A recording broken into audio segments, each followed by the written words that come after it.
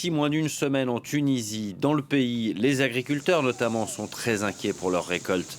Correspondance Lilia Blaise.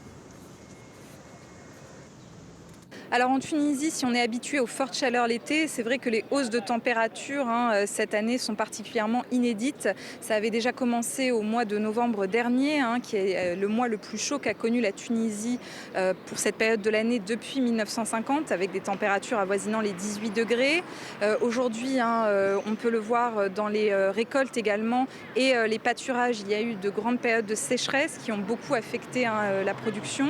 Et puis aussi au niveau notamment de la fonction publique. On peut voir que le pays s'est adapté depuis des années en instaurant pendant tout l'été une séance de travail unique, une séance unique de 8h à 14h.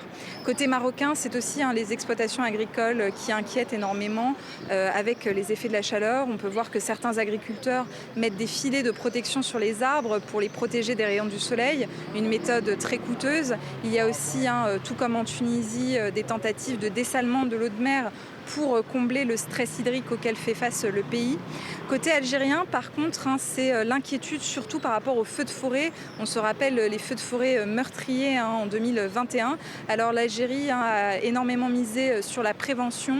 Elle a loué de la part du Chili 6 Canadair, fait des surveillances dans certaines wilayas avec des drones sur les forêts. Et puis depuis le 1er juin, les autorités ont interdit toute activité dans les forêts ainsi que le camping.